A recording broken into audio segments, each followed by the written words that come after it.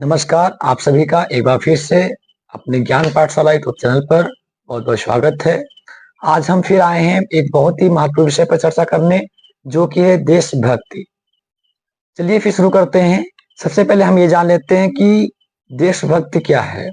संविधान के अनुसार केवल झंडा फहराना, नारे लगाना और सोशल मीडिया पर स्टेटस लगाने से देशभक्ति जाहिर नहीं होती। इसके अलावा हमें संवैधानिक मूल्यों का पालन करना होगा, हमें कानूनों का पालन करना चाहिए, हमें देश के नागरिकों को इस देश के नागरिकों के प्रति सम्मान, प्रेम और समर्पण की भावना रखनी चाहिए। इसके अलावा हम सभी को आपस में बैर ना रख करके एक दूसरे के विकास में बाधा ना बन करके एक दूसरे के विकास में सहायक बनना चाहिए। बात है 1965 की, जिस समय हमारे देश के अंदर अन्न की समस्या थी और वहीं दूसरी तरफ पाकिस्तान ने हमारे देश पर आक्रमण कर दिया था। उस समय दो तरफ से मुसीबत आई थी। तो एक तरफ युद्ध में हमारे जवानों ने खून पसीना बहाया और दुश्मनों को करारा जवाब दिया। वहीं दूसरी तरफ हमारे जो हमारी आंतरिक समस्या थी अन्न की, उस समस्या को हमारे किसानों ने अपने हल बैल के साथ अन्न उगा करके उसका सामना किया। इसीलिए उस समय के जो तत्कालीन प्रधानमंत्री थे, भारत के दूसरे प्रधानमंत्री लाल बहादुर शास्त्री जी ने एक नारा दिया था, जय जवान जय किसान। अर्थात जवानों ने देश की रक्षा करने के लिए पाकिस्तानी दुश्मनों का सामना किया और किसानों ने हमारे देश को भुखमरी से बचाने के लिए उस समस्या का सामना किया।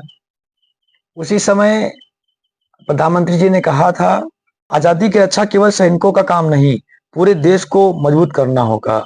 और ये सही भी कहा, क्योंकि हम सभी लोग भी इस देश में रहते हैं, इस देश का पानी पीते हैं, इस देश का अन्न खाते हैं, इसी देश की हवा में सांस लेते हैं।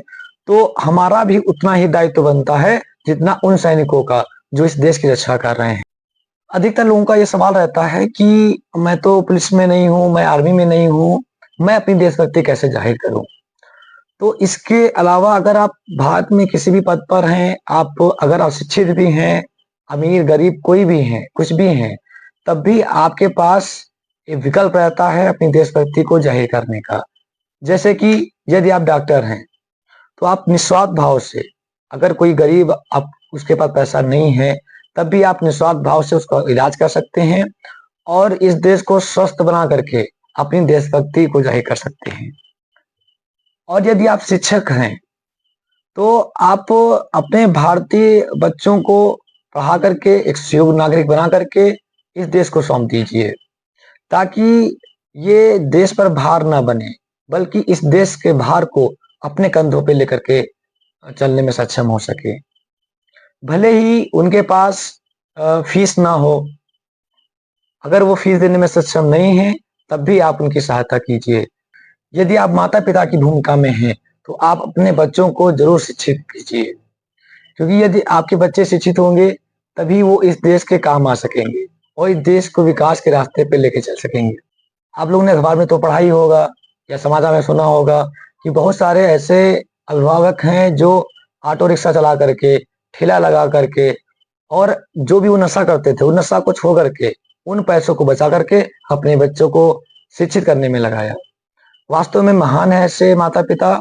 और वहीं दूसरी तरफ ये भी कहा गया है, माता शत्रु पिता बैरी, येन बालको ना पढ़िता। अर्थात जो माता-पिता अपने बच्चों को नहीं पढ़ाते हैं, वो अपने बच्चों के ही दुश्मन बन जाते हैं। इसलिए आप अपने बच्चों को पढ़ाइए और एक सुयोग्य नागरिक बना करके इस देश को सौंप दीजिए, क्योंकि शिक्षा ही वो ताकत है जिसके बल पर इंसान कुछ भी कर सकता है। और ये भी कहा गया है, शिक्षा धनम सर्वधन प्रधानम। शिक्षा वो धन है जो सभी धनों से बड़ा है, क्योंकि जिसके पास शिक्षा होती है वो ये भी निर्णय ले लेता है कि हमें धन कितना कमाना है, कैसे कमाना है और उस कमाए हुए धन का खर्चा कहाँ करना है। यदि आप वकील हैं, तो आप न्याय के लिए लड़िए, न्याय का पक्ष लीजिए और इस देश के लगभग अधिकतर नागरिकों को या सभी नागरिकों को न्याय दिलाइए।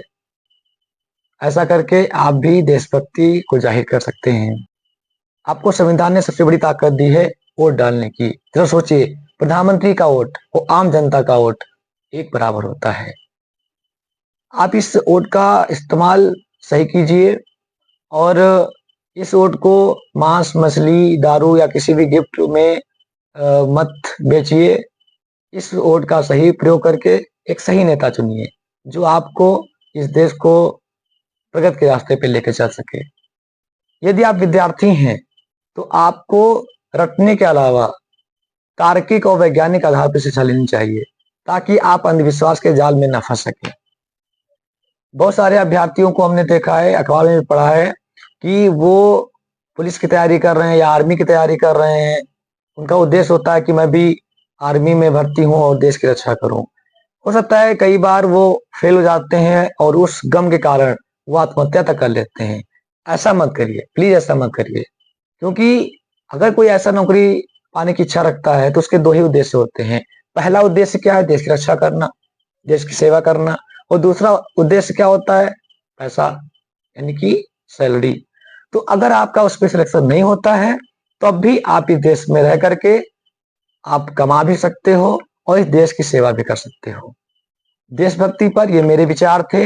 यदि आपके कुछ अपने विचार हों तो आप कमेंट पे लिख के जरूर बताइएगा। आज के लिए इतना ही, मिलते हैं अगली वीडियो में। तब तक के लिए नमस्कार।